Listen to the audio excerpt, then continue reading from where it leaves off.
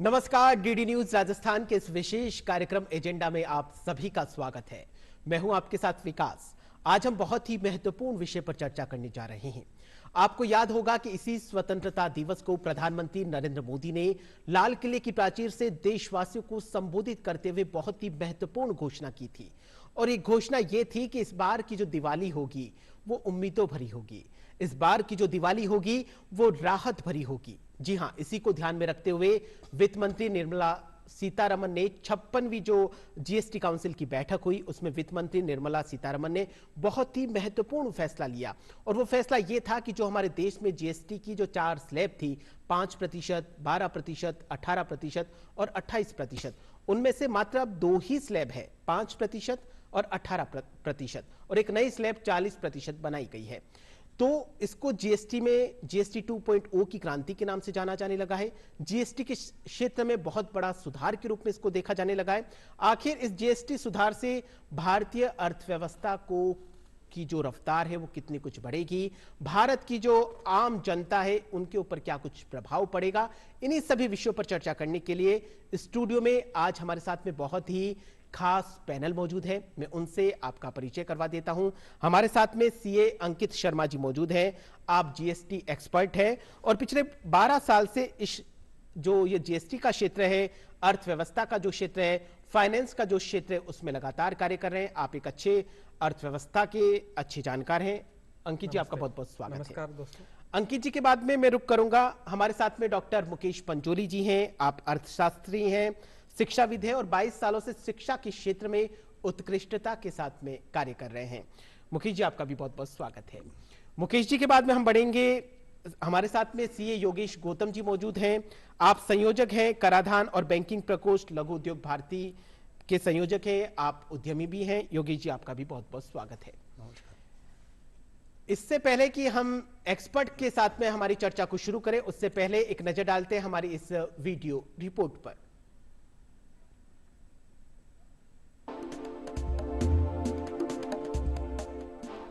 हम next generation GST reforms लेकर के आ रहे हैं। ये दिवाली के अंदर आपके लिए तोहफा बन जाएंगे। सामान्य मानवीय की जरूरतों के टैक्स भारी मात्रा में कम कर दिए जाएंगे। प्रधानमंत्री नरेंद्र मोदी ने 15 अगस्त को लाल किले की प्राचीर से नेक्स्ट जेन जीएसटी रिफॉर्म की घोषणा की थी। इन सुधारों का उद्देश्य आम आदमी के जीवन को आसान बनाना और अर्थव्यवस्था को मजबूत करना है। नई दिल्ली में आयोजित जीएसटी परिषद की 56वीं बैठक की सिफारिशें प्रधानमंत्री के उसी संकल्प को पूरा करती नजर आ रही हैं। जीएसटी परिषद ने छोटे व्यापारियों और कारोबारियों के साथ साथ सभी के लिए ईज ऑफ डूइंग बिजनेस सुनिश्चित करने के लिए बड़े सुधारों को मंजूरी दी है। इन सुधारों के जरिए आम आदमी, श्रम प्रधान उद्योग, किसान और कृषि के साथ ही स्वास्थ्य क्षेत्र पर ध्यान केंद्रित किया गया है और दरों को कम किया गया है। मौजूदा 4 स्तरीय टैक्स रेट ढांचे को आम लोगों के फायदे के लिए अब सिर्फ 2 दर संरचनाओं में ढाला गया है, 18% का स्टैंडर्ड रेट और 5% का मेरिट रेट।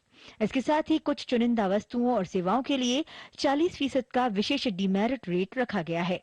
जीएसटी में नए सुधारों से आम आदमी की रोजमर्रा की कई वस्तुओं पर बड़ी बचत होगी।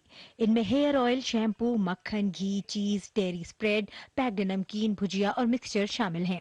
वहीं बर्तन, फीडिंग बॉटल, नैपी और बच्चों के डायपर में 5% जीएसटी की नई दर से लोगों को राहत मिलेगी। केंद्र सरकार ने जीएसटी दरों में कमी करके देश की सेहत को दुरुस्त करने का भी प्रयास किया है। सभी निजी जीवन बीमा पॉलिसी और निजी स्वास्थ्य बीमा पॉलिसियों के पुनर्बीमा पर जीएसटी से छूट दी गई है। थर्मामीटर, डायग्नोस्टिक किट और टेस्ट स्ट्रिप्स सहित नजर के चश्मों पर 5% जीएसटी लगेगा। Health related items 33 life saving drugs and medicines and they all come down from 12 to 0. From 5 to 0 and 3 life-saving drugs and medicines used for treatment of cancer, rare diseases and other severe chronic diseases. केंद्र सरकार ने GST सुधारों के जरिए किसानों को बड़ा तोहफा दिया है। ट्रैक्टर के साथ ही उसके टायर और पुर्जों पर जीएसटी अब 5% रहेगा। कृषि आधारित वस्तुओं और मशीनों पर भी जीएसटी में कमी की गई है। छोटी कार और बाइक खरीदने वालों को सरकार ने बड़ा तोहफा दिया है। 1200 सीसी पेट्रोल और diesel hybrid, LPG, CNG car और 1500 सीसी डीजल और हाइब्रिड कारों पर 18% जीएसटी कर दिया गया है। इसके साथ ही 3 पहिया वाहन और 350 सीसी तक की मोटरसाइकिल और माल ढुलाई वाले मोटर वाहनों पर जीएसटी की दर को घटाकर 18% कर दिया गया है। जीएसटी में सुधारों से बच्चों की पढ़ाई का खर्च कम करने की भी कोशिश की गई है। Pen, pencil, chart, globe, pencil sharpener, crayons, black board, copy, notebooks और इरेजर पर जीएसटी दर अब 0 हो गई है। त्योहारी सीजन में एसी और टीवी पर ऑफर्स की बहार होती है। अब सरकार ने इन इलेक्ट्रॉनिक उपकरणों पर जीएसटी दर में कमी करके आम आदमी की बचत कराई है। एसी, 32 इंच से बड़े एलईडी और एलसीडी टीवी, मॉनिटर, प्रोजेक्टर और डिश वॉशिंग मशीन पर 18% जीएसटी लगेगा। ये जीएसटी सुधार हर भारतीय के लिए दिवाली का तोहफा है। इससे आम जनता के लिए टैक्स में भारी कमी होगी। एमएसएमई और छोटे उद्यमियों को बड़ा लाभ मिलेगा और अर्थव्यवस्था को भी नई गति मिलेगी।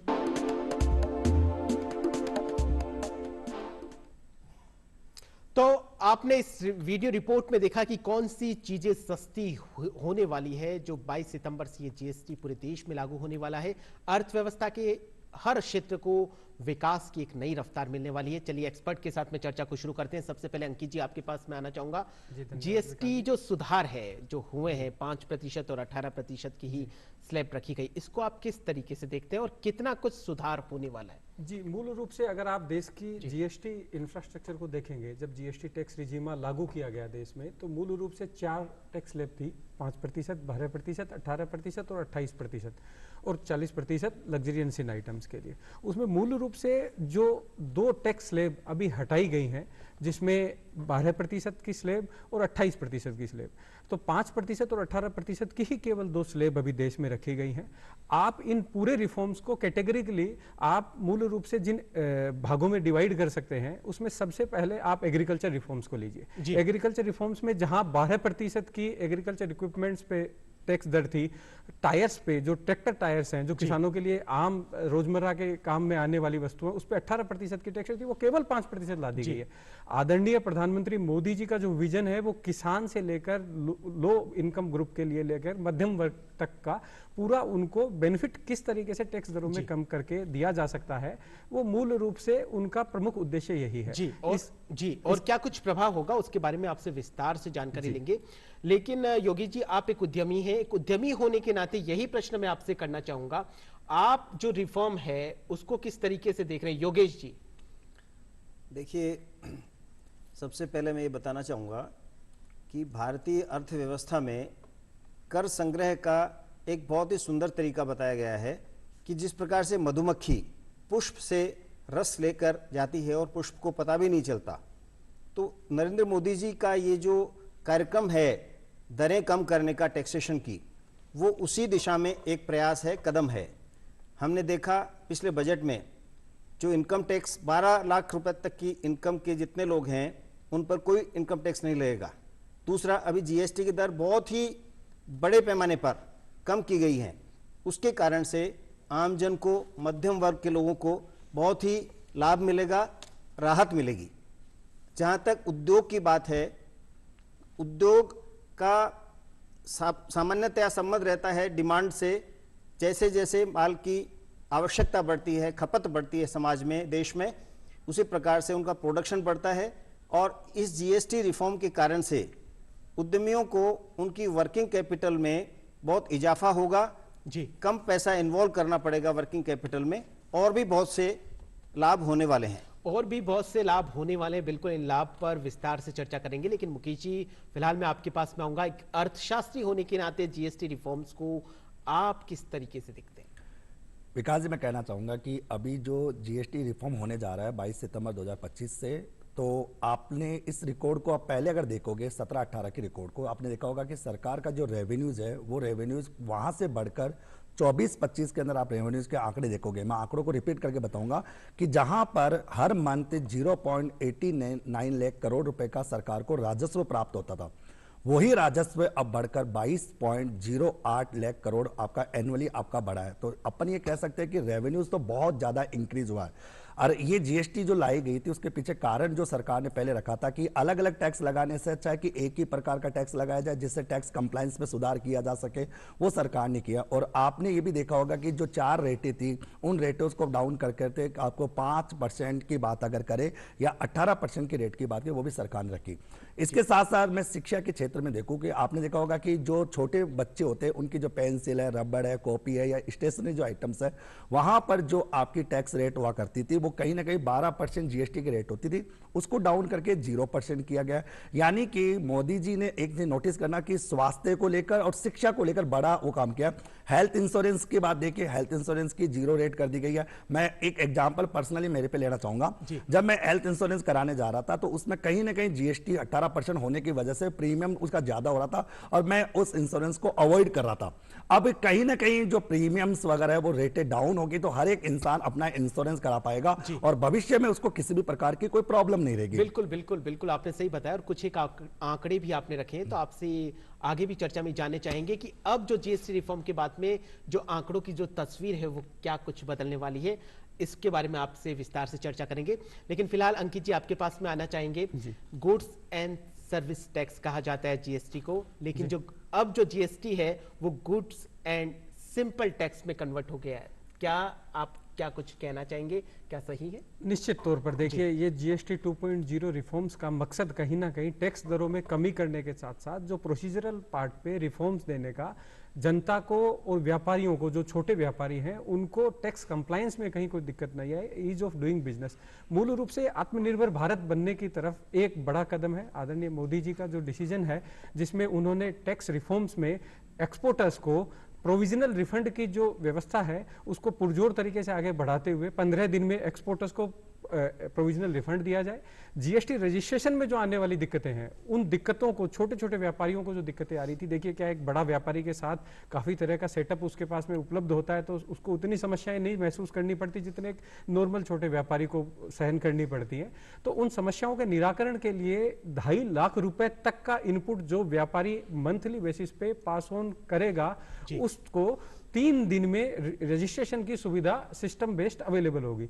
साथ ही साथ उन्होंने अभी आर्टिफिशियल इंटेलिजेंस के दौर में अभी ये बदलाव किया है कि जो भी रिस्क असेसमेंट होगा, व्यापारियों को जो नोटिस जारी होने हैं, जो स्क्रूटनी होनी है, वो सारी आर्टिफिशियल इंटेलिजेंस बेस्ड सिस्टम से आइडेंटिफाई किए जाएंगे। ये कहीं ना कहीं सिंप्लीफिकेशन ऑफ द स्ट्रक्चर की तरफ हमें लेके जा रहे हैं। मतलब टेक्नोलॉजी का नवाचार को भी बेहतरीन तरीके से निश्चित लिया जाएगा। निश्चित योगेश जी, एमएसएमई जो क्षेत्र है उसको अर्थव्यवस्था की रीढ़ की हड्डी कहा जाता है।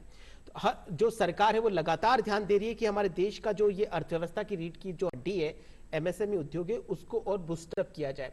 तो क्या जीएसटी रिफॉर्म्स इसमें बहुत महत्वपूर्ण भूमिका निभाने जा रहा है?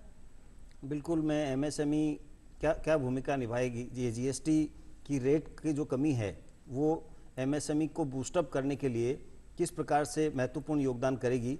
इससे पहले अंकित जी की एक बात में थोड़ा सा और एड ऑन करना चाहता हूं कि जो अपना एक्सपोर्टर्स को रिफंड की बात है वो ये प्रावधान किया है कि सिस्टम बेस्ड रिस्क एनालिसिस के माध्यम से 90% अमाउंट रिफंड का विद इन 7 डेज रिलीज कर दिया जाएगा।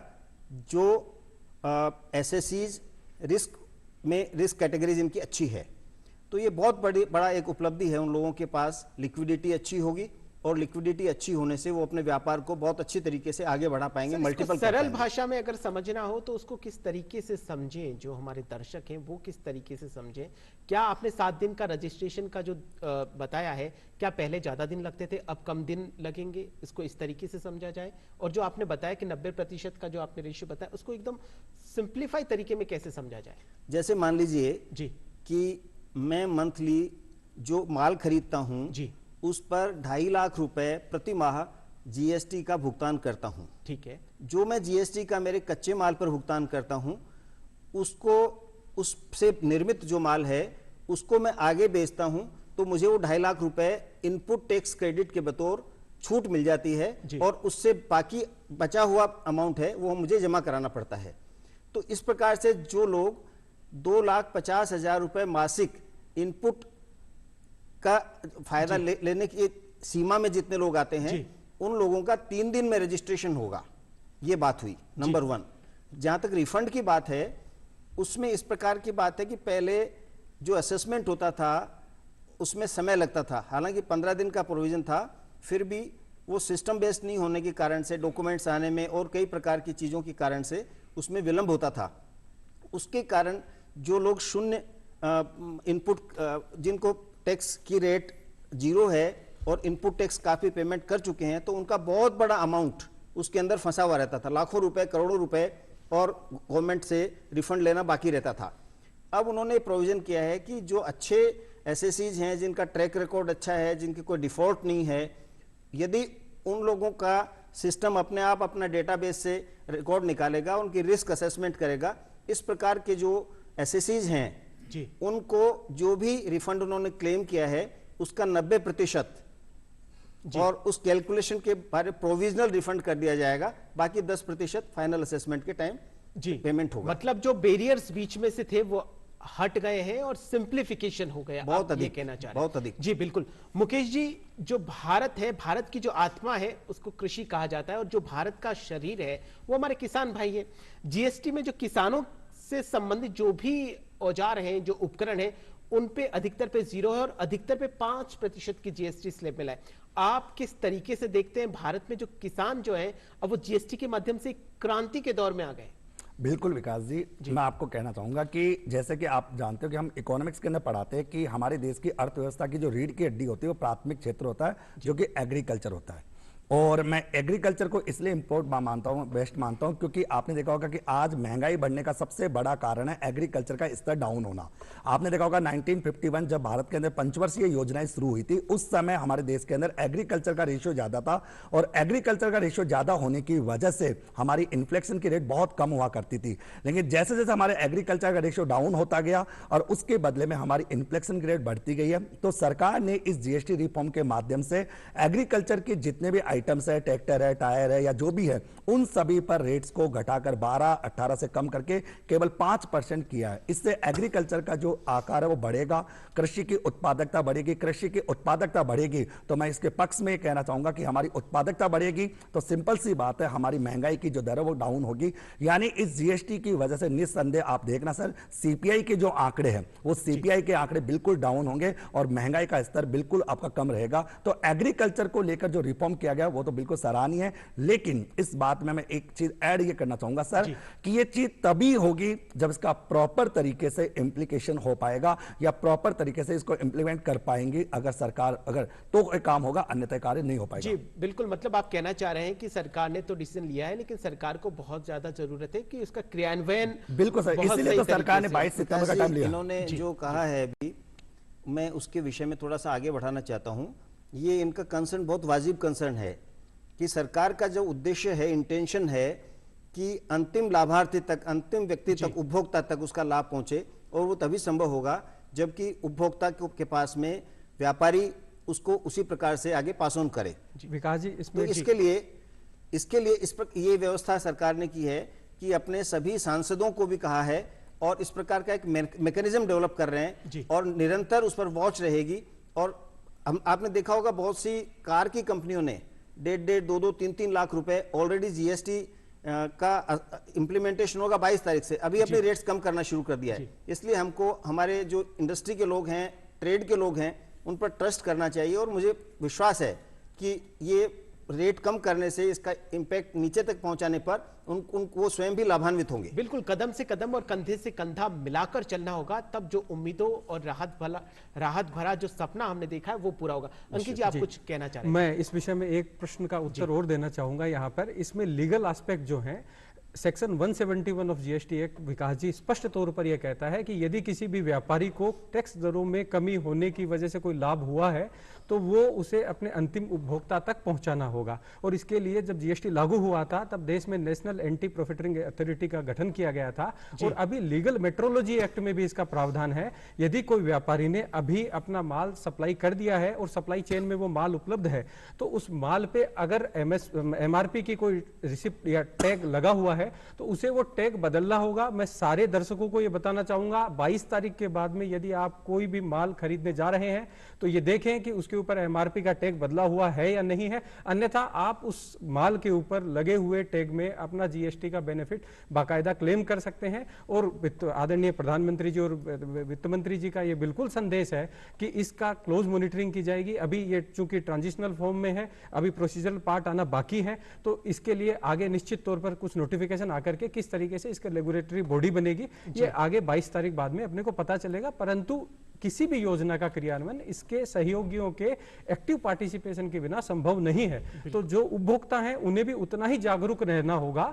आपको ये निश्चित तौर पर देखना है कि यदि एमआरपी का टैग, क्योंकि मोस्ट ऑफ द आइटम जो है वो एमआरपी पे बिकते हैं बाजार में, टैक्स रेट स्पेसिफिकली किसी भी प्रोडक्ट पे लगी हुई नहीं होती है, तो आदमी को कैसे पता चलेगा कि क्या टैक्स रेट इसके ऊपर है। तो आपको केवल ये देखना है कि एमआरपी टैग रिप्लेस हुआ है या नहीं हुआ है, और यदि नहीं हुआ है तो आप अपना जीएसटी का जो बेनिफिट है वो उस दुकानदार से डिस्काउंट के तौर पे क्लेम कर सकते हैं।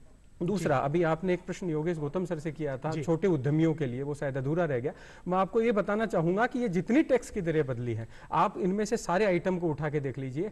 केवल गाड़ियां 1200 सीसी तक की टैक्स दरों में बदलाव किया गया। जो गाड़ियां हैं वो 1200 सीसी तक की है, मोटरसाइकिल 350 सीसी तक की है, एफएमसीजी आइटम, किराना आइटम जो रोजमर्रा के आइटम है। और आपको जानकर आश्चर्य होगा, ये सारे आइटम के लगभग 90% का उत्पादन छोटी और लघु उद्योग कर रहे हैं। उनकी अगर टैक्स रेट कम होगी, कंजम्पशन ज्यादा बढ़ेगा, तो निश्चित तौर पर उनका विकास हर हाथ काम हर हाथ दाम, जो हमारी पुरातन सभ्यता का आधार है कि हर व्यक्ति की बचत उसके हाथ में रहनी चाहिए और हर व्यक्ति को काम मिलना चाहिए, वो निश्चित तौर पर वो दूर नहीं। जब अपन प्रधानमंत्री हर मोदी हाथ जी काम हर हाथ रोजगार, बिल्कुल। पंचोली जी, स्वास्थ्य और शिक्षा दो महत्वपूर्ण क्षेत्र है किसी भी देश की प्रगति के लिए। जैसा कि आपने कुछ देर पहले जिक्र किया था, आपने खुद का उदाहरण भी दिया था। आपको क्या लगता है स्वास्थ्य और शिक्षा का जो क्षेत्र है उसमें भी क्रांतिकारी सुधार आने वाले जीएसटी रिफॉर्म से? बिल्कुल सर, उसमें जरूर आएंगे। आप ये सोचिए सर, मैं इसमें 2-3 बातें ऐड करूंगा, आपको बताऊंगा सर। एक तो आपने हेल्थ इंश्योरेंस की बात की, हमने पहले डिस्कस कर चुका है, इस पर 0 हो चुका अगर बात करें। और इसके अलावा आपकी एजुकेशन सामग्री भी आपकी 0 हो चुकी है, वो बातें सारी ठीक है। बिल्कुल। लेकिन सर ये तो अपना ठीक है कि स्वास्थ्य को लेकर सरकार अपना कार्य बेटर कर रही है, कई लोग अपना इंश्योरेंस कराएंगे, बहुत सारी बातें भी रहती है। लेकिन सर मैं एक बात आपके प्रश्न के थोड़ा अगेंस्ट बोलना चाहूंगा, वो ये रहेगी सर कि सरकार ने जो फैसला लिया वो बिल्कुल सही है। लेकिन आप ये सोचिए, जो अंकित जी ने कहा कि एमआरपी की बात करें, वहां तक सारी बातें ठीक है। लेकिन आपने एक चीज नोट की कि निर्माता या प्रोड्यूसर जो लोग हैं वो एमआरपी कम कर देंगे, लेकिन ये कैसे डिसाइड होगा कि उन्होंने कॉस्ट को कम किया या नहीं किया? हो सकता है वो कॉस्ट को इंक्रीज कर दे और कॉस्ट को इंक्रीज करके घुमा फिरा के बात वहीं आ जाए। एक नई चुनौती की तरफ आप इशारा कर रहे हैं। ये बड़ा चैलेंज है। इसमें एक बार मैं आपको एक नया विषय और बताना चाह रहा हूं। जो हेल्थ केयर में हेल्थ पॉलिसीज पे नील रेटेड आपका 0% टैक्स रेट कर दी गई है, साथ ही कुछ एजुकेशनल आइटम्स पे 0% टैक्स रेट कर दी गई है। अभी वर्तमान टैक्स लो ये कहते हैं कि जिन आइटम्स पे 0% टैक्स रेट है, नील रेटेड गुड्स है, उन गुड्स पे आप इनपुट टैक्स क्रेडिट नहीं ले सकते हैं।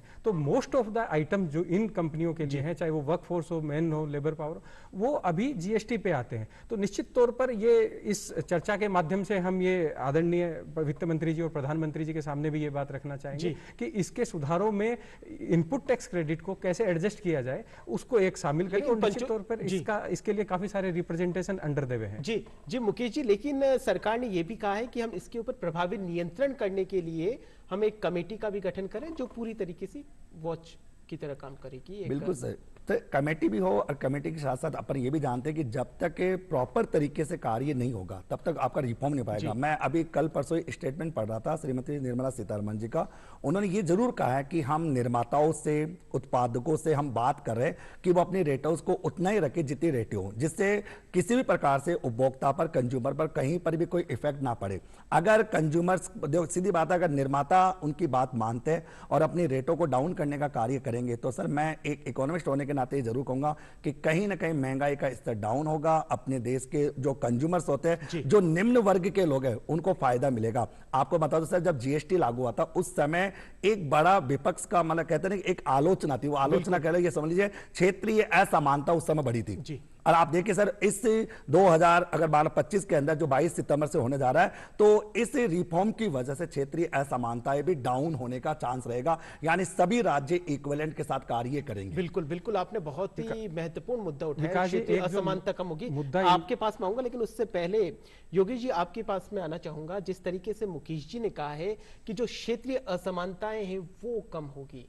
भारत वैसे विभिन्नताओं का देश है, लेकिन इकोनॉमी के क्षेत्र में कहा जाए तो जो असमानता है उसकी वजह से भी देश कहीं ना कहीं पीछे जाता है। लेकिन GST one nation one tax का जो एक संकल्प है उसको पूरा कर रहा है। Yogesh ji, one nation one tax का संकल्प के साथ में जीएसटी लागू हुई, और जहाँ तक आर्थिक असमानताओं का प्रश्न है, टैक्सेशन के कारण से इसका कोई असमानता का कारण नहीं बनता। असमानताएं अन्य कारणों से हो सकती है। हमारे यशस्वी प्रधानमंत्री जी का आशय रहा है कि अंत्योदय, अंतिम छोर पर बैठा हुआ जो व्यक्ति है वो कैसे अधिक से अधिक लाभान्वित हो। लेकिन ये शिकायत रहती थी मध्यम वर्ग की कि ऊपर के लोगों को पैसे की चिंता नहीं है, नीचे वालों को सरकार बहुत मदद करती है, मध्यम वर्ग के लोगों से कमाई लेकर उनसे टैक्स कलेक्शन कर और नीचे के तबके के लोगों को पैसा दिया जाता है, उनको राहत दी जाती है, पैकेज दिए जाते हैं। लेकिन इस बार मध्यम वर्ग का विशेष तौर पे ध्यान रखा गया है। निम्न आय वर्ग के लोगों को लाभ होगा ही होगा, लेकिन मध्यम आय वर्ग के लोग हैं उनको भी बहुत अधिक लाभ होने वाला है। गृहिणियों के हाथ में पैसा बचेगा, जो नोटबंदी के टाइम उनके हाथ से पैसे निकल गए थे, उनकी जमा पूंजी बढ़ेगी। और इसके साथ साथ हमने देखा है कि हमारे देश की जो बचत है, बचत करने की जो आदत है वो कम हुई है, सेविंग्स कम हो रही हैं जी। सेविंग्स भी बढ़ेंगी, कंज्यूमर के हाथ में ज़्यादा पैसा आएगा, ज़्यादा डिमांड होगी, ज़्यादा डिमांड होने से उत्पादन बढ़ेगा, उत्पादन बढ़ने से जैसे पंचोली जी ने बताया रोजगार बढ़ेगा, रोजगार बढ़ने से फिर से परचेजिंग पावर बढ़ेगी और इकोनॉमी इस प्रकार से आगे बढ़ती जाएगी। जो प्रधानमंत्री जी का 2047 तक भारत को प्रथम स्थान पर अर्थव्यवस्था की दृष्टि से ले जाने का जो विचार है, विकसित भारत विकसित राष्ट्र वहां ले जाने का जो संकल्प है, विचार है, उस दृष्टि से ये बहुत महत्वपूर्ण कदम है और हम निश्चित रूप से आगे बढ़ रहे हैं। चौथी अर्थव्यवस्था के रूप में हम पहुंच चुके हैं जी, बहुत ही शीघ्र तीसरी पर आएंगे और जो स्वप्न है माननीय प्रधानमंत्री जी का, वहां तक भी हम निश्चित रूप से पहुंचेंगे। जी बिल्कुल, वहां तक हम निश्चित रूप से पहुंचेंगे और 2047 तक भारत को जो विकसित बनाने का जो सपना हम सब ने मिलकर देखा है उसको जरूर पूरा करेंगे। जीएसटी रिफॉर्म्स को लेकर अर्थव्यवस्था के हर एक क्षेत्र में जो काम कर रहे हैं उन्होंने भी जीएसटी रिफॉर्म्स का स्वागत किया है। और राजस्थान के अलग अलग क्षेत्र में क्या कुछ लोगों का कहना है, उद्यमियों का क्या कुछ कहना है, किसानों का क्या कुछ कहना है, आइए उनको सुन लेते हैं।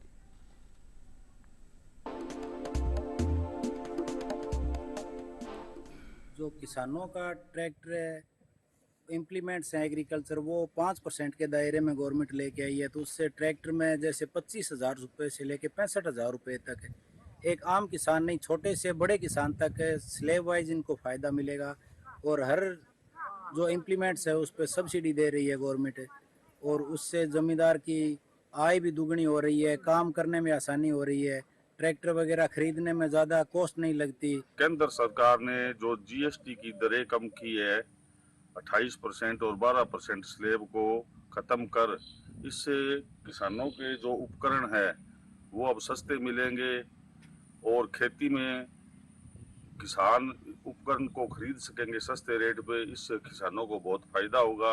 एफएमसीजी का अगर मैं आपसे जीडीपी में कंट्रीब्यूशन की बात करूं तो 5 से 6% का कंट्रीब्यूशन रहता है, तो काफ़ी बड़ा एक शेयर रहता है जो कि आप सुबह उठने से लेकर के सोने तक जो प्रोडक्ट यूज़ करते हैं वो सारे एफएमसीजी की कैटेगरी में आते हैं, मतलब जो आम जनता उसे यूज़ करती है, तो इसका बेनिफिट निसंदेह आम जनता को ही जाएगा। ये सरकार के द्वारा जो जीएसटी 2.0 रिफॉर्म किया गया है निसंदेह जनता के लिए बहुत ही बेहतर होगा, देश की अर्थव्यवस्था में बूस्टर के रूप में कार्य करेगा। ट्रम्प के द्वारा जो आपके टैरिफ का भार डाला गया है भारत पर, वो उससे जरूर हमारी अर्थव्यवस्था संघर्ष कर पाएगी, व्यापारी उसमें निसंदेह अपना योगदान कर पाएंगे। दीपावली की सीजन में वैसे भी इंडिया का बहुत बड़ा एक फेस्टिवल है, उस फेस्टिवल को देखते हुए चाहे व्यापारियों की बात करूं और चाहे मेरे व्यापारी भाइयों की बात करूं, चाहे कंज्यूमर की बात करूं, सभी लोगों में एक रिलैक्स का माहौल है। मोदी जी ने इंश्योरेंस पे जो जीएसटी खत्म करी है वो अच्छा कदम है, इससे आम आदमी को बहुत फायदा होगा और सब जने इंश्योरेंस कराएंगे अपना, सब मेडिक्लेम भी कराएंगे अपना आगे। सबसे पहले तो मैं केंद्र सरकार का धन्यवाद अर्पित करना चाहूँगा कि इन्होंने हेल्थ इंश्योरेंस के ऊपर जो जीएसटी कम किया है, इससे आम आदमी को भी हेल्थ इंश्योरेंस कराने में आसानी रहेगी और वो अपना इलाज बहुत बेहतर ढंग से करा पाएंगे। दूसरा, इन्होंने जो दवाइयों पे और सर्जिकल आइटम्स पे भी जो पैसा इन्होंने जीएसटी कम किया है, उसके लिए भी सबसे बड़ी बात ये रहेगी उसमें कि आम आदमी आराम से बेहतर तरीके से और कम खर्चे में अपना इलाज कराने में सक्षम रहेगा। जीएसटी काउंसिल में जो बदलाव की घोषणा की गई है, उसका फायदा एमएसएमई सेक्टर को और आम लोगों को मिलने वाला है। इसके कारण जो सबसे बड़ा लाभ होने वाला है, आम वर्ग को, आम आदमी को, जो कई तरह की पहुंच के बाहर था, जो साधारण बीमा नहीं करा पाते थे, बीमा की 18% तक जीएसटी लगती थी, वह अब 0% कर दी गई है। तो आम आदमी अपना आपको, चाहे हेल्थ इंश्योरेंस हो चाहे जीवन बीमा हो, उससे जोड़ सकेगा। सरकार ने जो जीएसटी का रिफॉर्म किया है, उसके कारण से पूरे आम उद्यमी को और आम नागरिकों को बहुत बड़ा लाभ हुआ है। विशेष तौर से इंश्योरेंस सेक्टर के अंदर 18% से जीएसटी 0 करके आम नागरिक को मेडिकल में, इंश्योरेंस के अंदर लाभ मिला है। बहुत सारे आइटमों के अंदर बहुत जीएसटी कम होने से लाभ मिला है। सरकार को 52,000 करोड़ का इसमें नुकसान होगा, लेकिन हम ऐसा मानते हैं कि जीएसटी और करों की दरें जितनी कम होती है, सरकार का रेवेन्यू हमेशा बढ़ता है।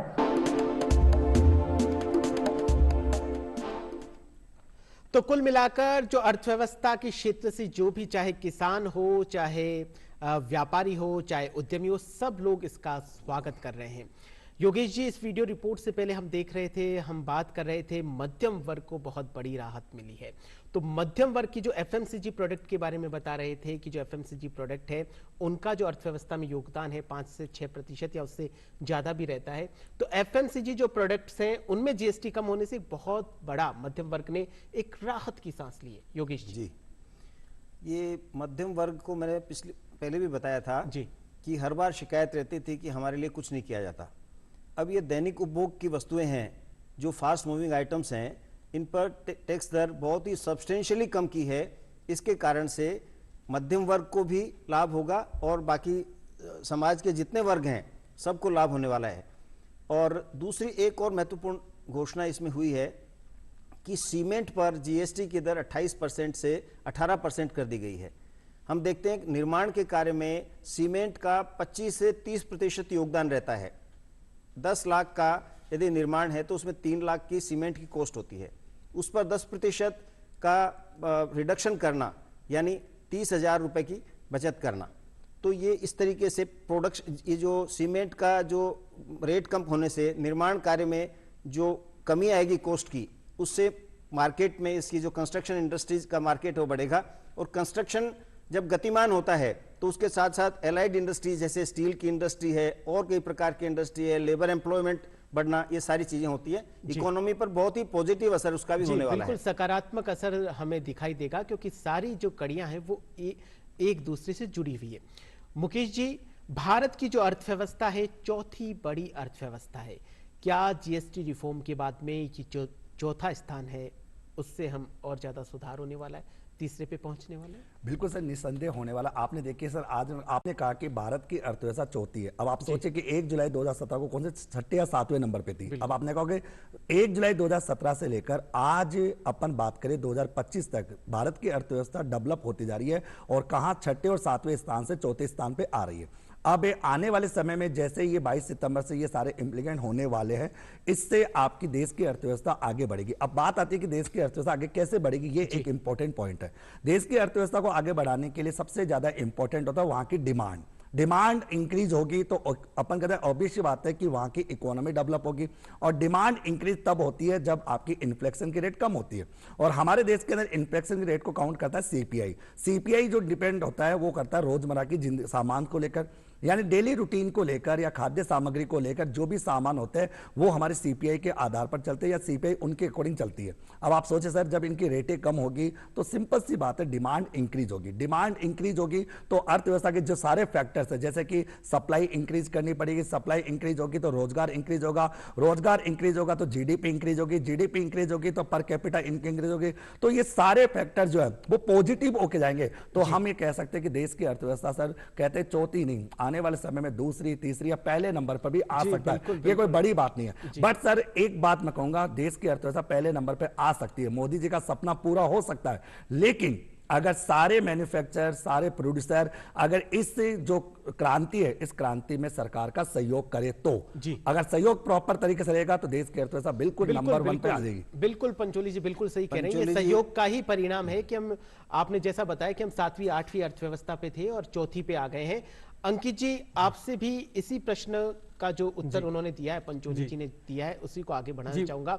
आपको क्या लगता है जो देश की अर्थव्यवस्था है उसको कितनी मजबूती मिलने वाली है और कितनी मजबूती के साथ में पूरे वैश्विक तौर पर अपनी एक अलग पहचान बनाने वाली है? देखिए, अभी वैश्विक अनिश्चितताओं के दौर में जहां देश कोई भी देश अपनी मांग में बढ़ोतरी कर रहा है, अपने व्यापार स्ट्रगल में आगे बढ़ रहा है, इस देश में एक आदमी की जो मूलभूत सुविधाएं थी, रोटी, कपड़ा और मकान, और उसमें अब मोदी जी ने शिक्षा और स्वास्थ्य और ऐड किया है। आज किसी भी व्यक्ति के जीने के लिए रोज खाना जरूरी है, स्वास्थ्य जरूरी है। प्रधानमंत्री जी ने जब विकसित भारत का सपना संजोया था, उसी दिन ये संजो लिया था कि 2047 तक प्रत्येक नागरिक को फ्री मेडिकल सुविधाएं इस देश को देने का संकल्प उन्होंने लिया, जो कि आज 0% इन्होंने टैक्स रेट, जो medical and health care, even किसी भी विकसित देश में आप उठा के देख लीजिए, वहां पे बिना मेडिकल इंश्योरेंस के नागरिक रहता ही नहीं है। यहां समस्याएं जो टैक्स दरों में सरकार की तरफ से आगे इसको प्रोत्साहन देना था, वो कदम उन्होंने उठाया है। हर व्यक्ति को, हर बच्चे को शिक्षा मिल सके, इसके लिए नील रेटेड पूरी सप्लाई एजुकेशनल आइटम पे कर दी गई है। साथ ही सीमेंट की जो सर भी योगेश गौतम सर ने बात करी, वो 28% से 18%, एक आम आदमी के लिए एक छोटा सा घर बनाने का सपना भी अगर उसे साकार करना हो तो उसके लिए उसको हेल्प करना, साथ के साथ उसको लेबर मिल जाए, स्टील एंड ऑटोमेटिक जो फैक्ट्रीज है उसमें काम करना पड़ जाए। साथ ही पांचोली सर की एक जो शंका थी कि व्यापारियों का सहयोग, मैं आपको बताना चाहूंगा, इस देश में इंस्पेक्टर राज चला करता था।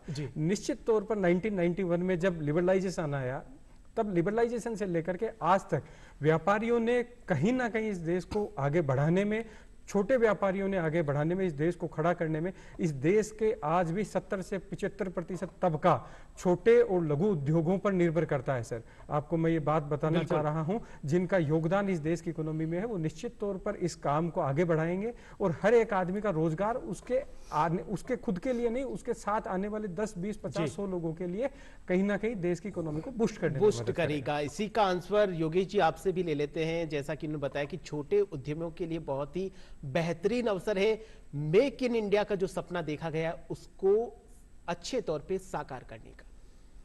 देखिए, मैं इस उद्योग वाले विषय पर आता हूं, उससे पहले थोड़ा सा इंश्योरेंस वाली को बात को थोड़ा और बढ़ देता हूं। जी। मेडिकल इंश्योरेंस के अलावा है ये जो लाइफ इंश्योरेंस है, उस पर भी जीएसटी नील किया गया है। बिल्कुल। LIC का खर्चा 18% प्रीमियम कम हो जाएगी, ये हमारे लिए बहुत ही सुखद बात है। और जो health for all insurance by all in 2047, ये जो स्वप्न है ये पूरा होगा। लेकिन हम ये इस चीज का, ये जो रेट कम हुई है, इसका लाभ भी मध्यम वर्ग को ज्यादा मिलने वाला है। उसका कारण क्या है कि जो निम्न वर्ग के लोग हैं, कम आय वर्ग के लोग हैं, उनको आयुष्मान भारत के अधीन सब लोगों को इंश्योरेंस की सुविधा प्राप्त है, चिकित्सा सुविधा उपलब्ध है। लेकिन मध्यम वर्ग के लोगों को मेडिक्लेम इंश्योरेंस कराने में दिक्कत कठिनाई होती थी। 18% यदि उनकी प्रीमियम कम हो रही है तो पंचोली जी ने जैसे बताया, हर व्यक्ति का ये मन करेगा कि मैं निश्चित रूप से इंश्योरेंस के लिए जाऊं। रही बात उद्योगों की, तो ये प्रश्न मैं अखिल भारतीय संगठन है लघु उद्योग भारती, जिसकी देश में 60,000 से अधिक उद्योग सदस्य हैं और 1,000 जिलों में हमारा काम है।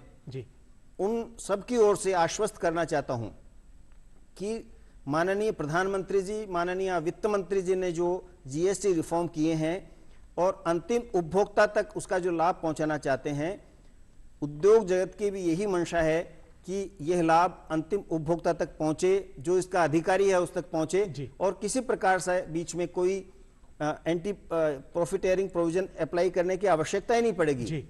वो अपने प्रॉफिट में इस चीज को ऐड नहीं करना चाहते। वो चाहते हैं कि हमारा प्रोडक्शन ज्यादा हो और हमारा काम ज्यादा से ज्यादा बढ़े, हमारी जो कैपेसिटी है उसका पूरा उपयोग हो, ताकि हम स्वयं भी आगे बढ़ सकें और हमारा देश भी आगे बढ़ सके और हम सर्व उन्नत देश, विश्व का सर्वश्रेष्ठ देश कैसे बनेंगे, इसके लिए निरंतर लगे हुए हैं लघु और सूक्ष्म जी उद्योग। बिल्कुल बिल्कुल। पंचोली जी, आम आदमी की 3 महत्वपूर्ण आवश्यकताएं होती है, रोटी, कपड़ा और मकान। इस जीएसटी रिफॉर्म से तीनों मूलभूत आवश्यकताओं की जो पूर्ति है वो बेहतरीन तरीके से होने वाली है, लोगों का जीवन स्तर सुधरने वाला है।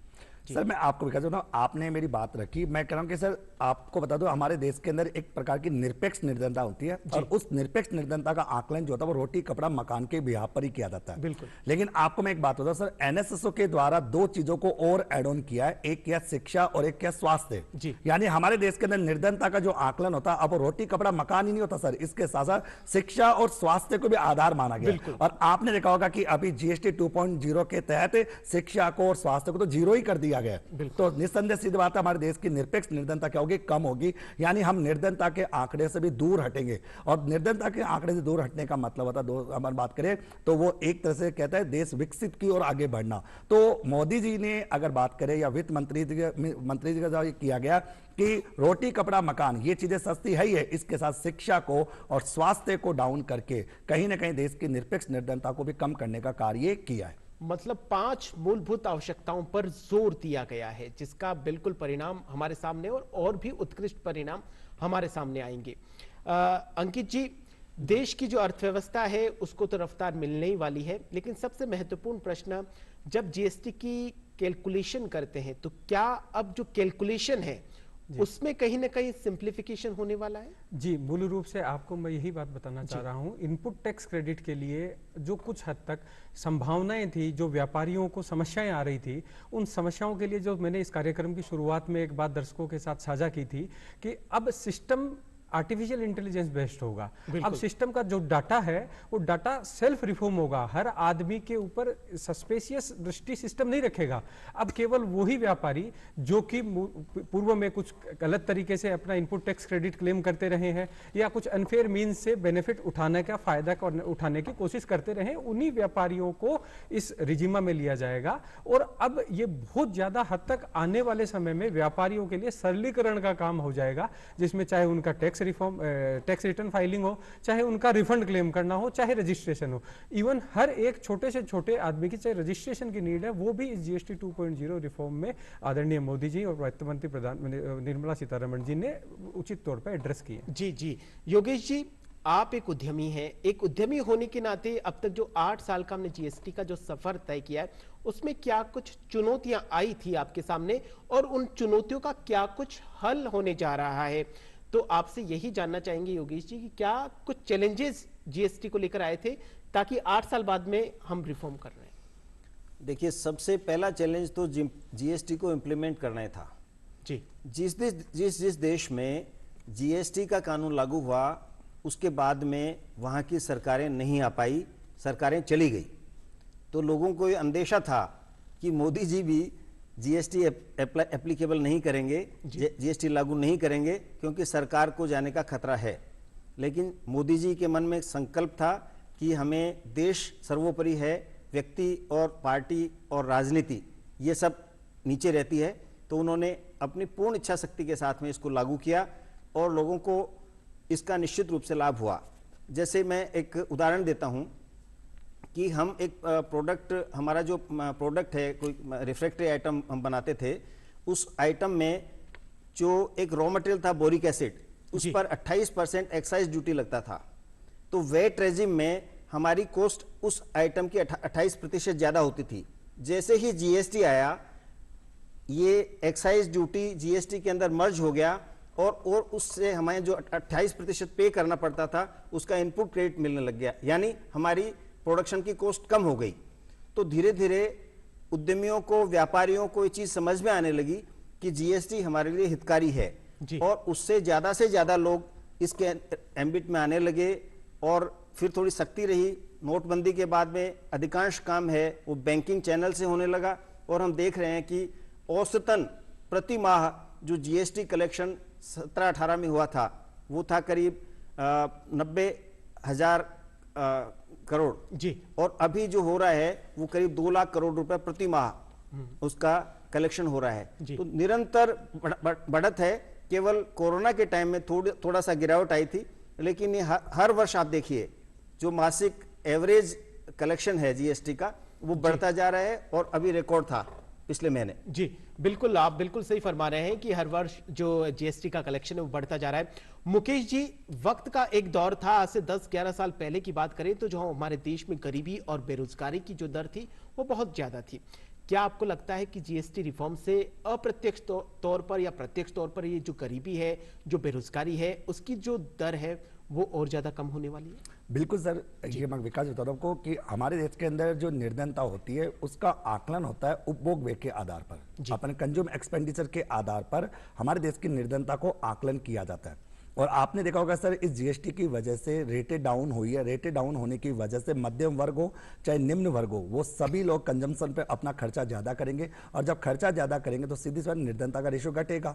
साथ ही साथ में बेरोजगारी की बात को, सर बेरोजगारी की बात आती है तो बेरोजगारी का स्तर वैसे भी डाउन होगा। कारण क्यों होगा? क्योंकि एग्रीगेट डिमांड बढ़ेगी, यानी समग्र मांग जब बढ़ेगी सभी लोग डिमांड करेंगे, और डिमांड इसलिए करेंगे क्योंकि रेटेड डाउन होगी। रेटेड डाउन होगी तो डिमांड आपकी वैसे बढ़ेगी, डिमांड बढ़ेगी तो सप्लाई को बढ़ाना होगा, और उसी सप्लाई को बढ़ाने के लिए अधिक से अधिक अपने को इंडस्ट्रीज खोलनी होगी। तभी तो आपने देखा होगा सर, 28 अगस्त 2014 में प्रधानमंत्री नरेंद्र मोदी जी के द्वारा मेक इन इंडिया कार्यक्रम के माध्यम से एफडीआई को इंडिया में प्रमोट किया गया था, और एफडीआई को ओपन किया था कि विदेशी कंपनियां चाहे जितना आकर हमारे देश में इन्वेस्टमेंट कर सकती है।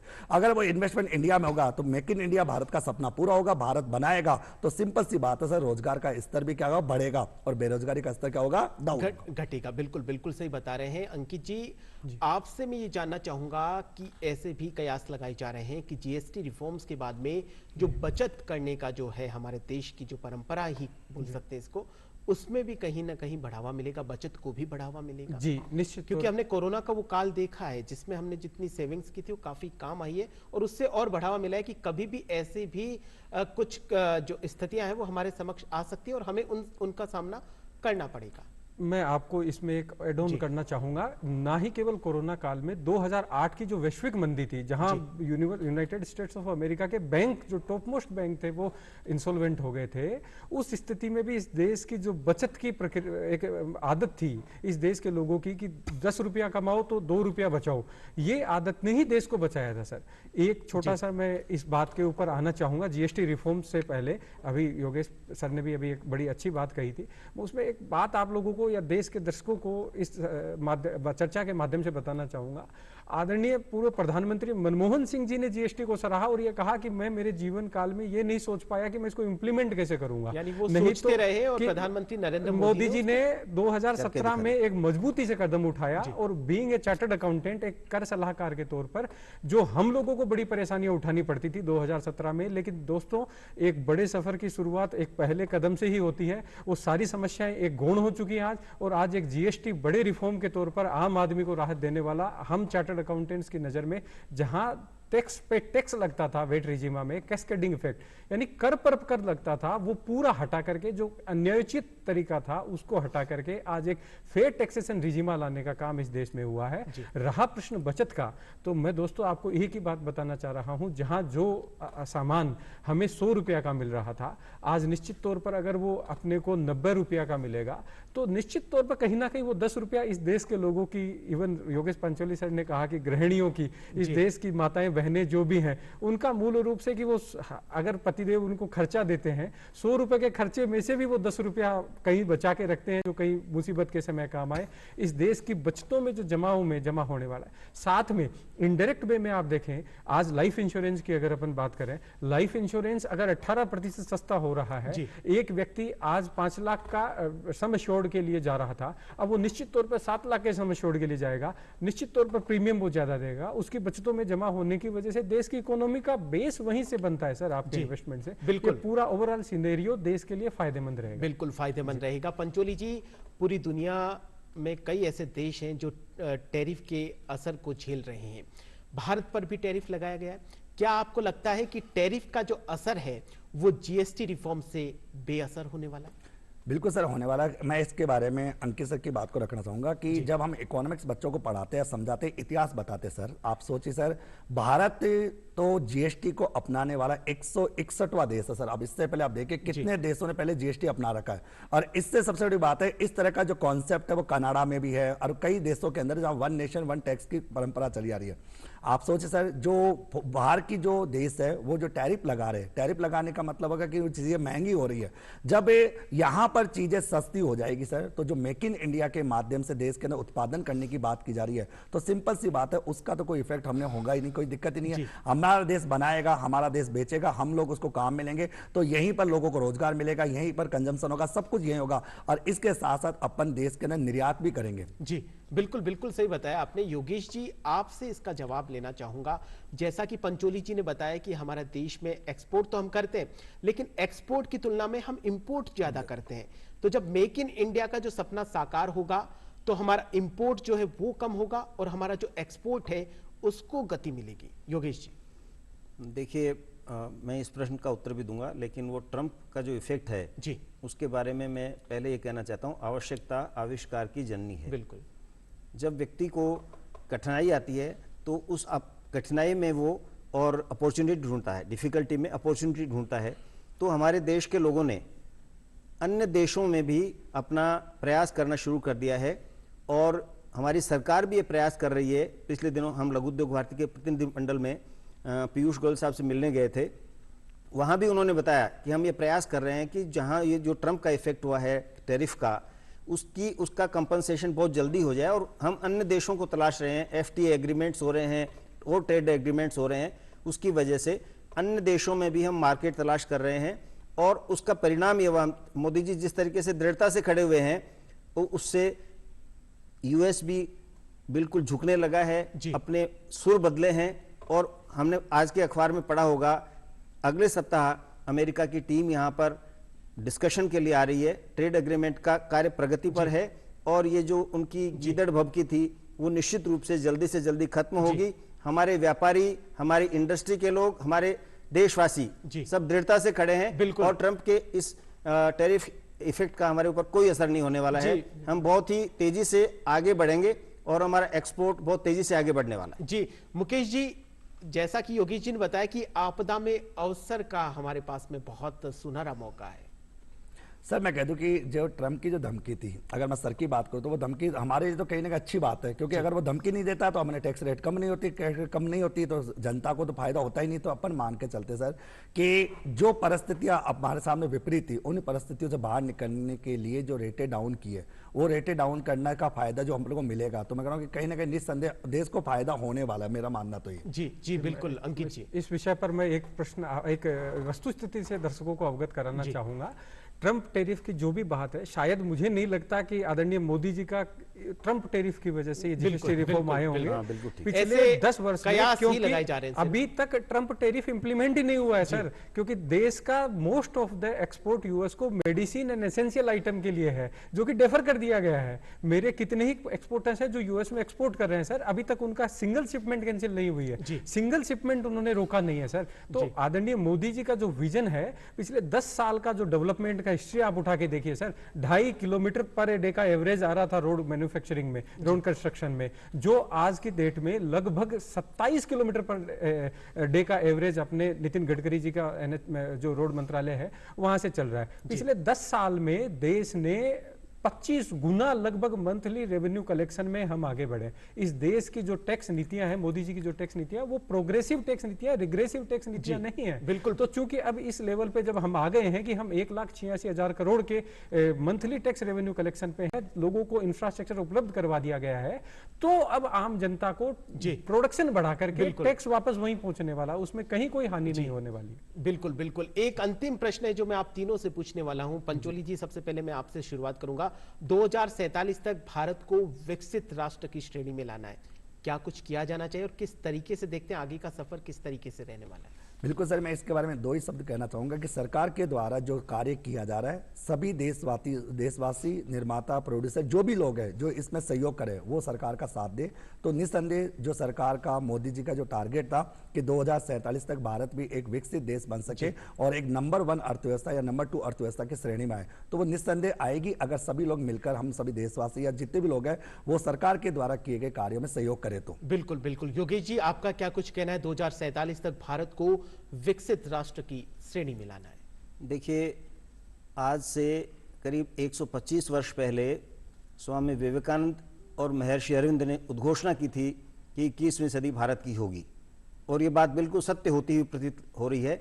हम पहले भी विश्वगुरु थे, सोने की चिड़िया थे, विश्व को निर्यात करते थे, हमारी अर्थव्यवस्था बहुत मजबूत थी, हमारी विश्व की जीडीपी में करीब 35% हिस्सा था। हम निश्चित रूप से उसी प्रकार से सशक्त होकर वापस अपने आप को एस्टेब्लिश कर रहे हैं और 2047 तक निश्चित रूप से सर्वाधिक विकसित राष्ट्र भारत होगा, ये मुझे पूर्ण विश्वास है। जी अंकित जी, फाइनल कमेंट आपसे जानना चाहेंगे। 2047 का भारत, विकसित भारत 2047 तक भारत को बनाना है, क्या कुछ लगता है आपको? निश्चित तौर पर दर्शकों को मैं ये बताना चाहूंगा, भारत की जीडीपी सबसे तेज बढ़ती हुई जीडीपी इस दुनिया की है। जितनी वैश्विक क्रेडिट रेटिंग एजेंसीज जो हैं, जो रेटिंग एजेंसीज अपना फोरकास्टिंग देती हैं कि अगले क्वार्टर भारत की जीडीपी 6.2% से बढ़ेगी, भारत की जीडीपी बढ़ती है 7.8% से। तो आप लोग ये देखिए कि ये बढ़ती हुई देश की जनसंख्या, जिसमें कि एक अपॉर्चुनिटी है, लर्निंग के साथ हम आगे बढ़ रहे हैं। हम सर्विस सेक्टर में हमारी जीडीपी का जो योगदान पिछले 10 साल में आप देखेंगे डेवलपमेंट्स के साथ में, हम टेक्नोलॉजी और एजुकेशन के सहारे इस दुनिया पे रूल करने वाले हैं। आने वाला समय भारत के युवाओं का है, युवाओं के देखे हुए उन सपनों का है, और उन सपनों की सच्चाई के लिए जो प्रधानमंत्री जी जी तोड़ मेहनत कर रहे हैं, निश्चित तौर पर यह बदलाव का समय हमारे लिए 2047 में हर एक भारतीय के लिए एक सुनहरा समय लेके आया, और निश्चित तौर पर हम और आप तो इस समय के भागीदार भी होंगे 2047। जी बिल्कुल, निश्चित तौर पर हम भी यही उम्मीद करते हैं कि जो ये उम्मीदों का सूरज निकला है, वो निश्चित तौर पर जो उम्मीदों के सूरज की जो किरणें हैं, वो 2047 तक भारतीय अर्थव्यवस्था को, भारत को एक विकसित राष्ट्र बनाने में काफी मददगार साबित होगी। आप तीनों एक्सपर्ट आज के इस प्रोग्राम में पधारे और इतनी सरलता और सहजता के साथ में आपने अपने विचार रखे। आप तीनों का बहुत बहुत धन्यवाद। डीडी न्यूज राजस्थान के आज के इस विशेष कार्यक्रम में फिलहाल के लिए इतना ही। आप देखते रहिए आपका अपना चैनल डीडी न्यूज राजस्थान। नमस्कार।